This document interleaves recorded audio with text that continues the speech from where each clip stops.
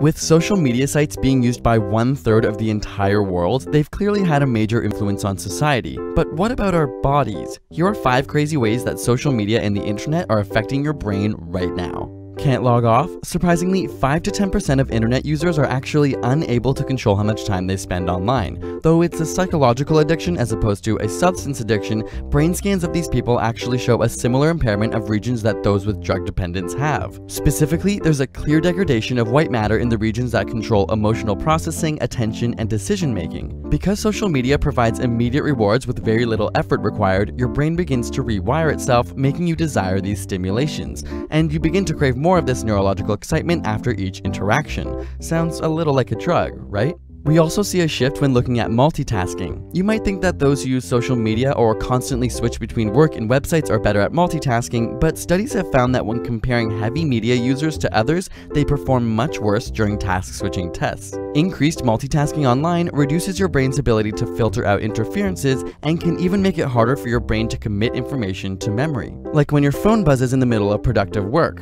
Or wait, did it even buzz? Phantom vibration syndrome is a relatively new psychological phenomenon where you think you felt your phone go off, but it didn't.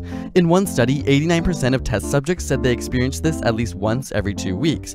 It would seem that our brains now perceive an itch as an actual vibration from our phone. As crazy as it seems, technology has begun to rewire our nervous system, and our brains are being triggered in a way they never have before in history. Social media also triggers a release of dopamine, the feel-good chemical. Using MRI scans, scientists found that the reward centers in people's brains are much more active when they're talking about their own views as opposed to listening to others. Not so surprising, we all love talking about ourselves, right? But it turns out that while 30 to 40% of face-to-face conversations involve communicating our own experiences, around 80% of social media communication is self-involved.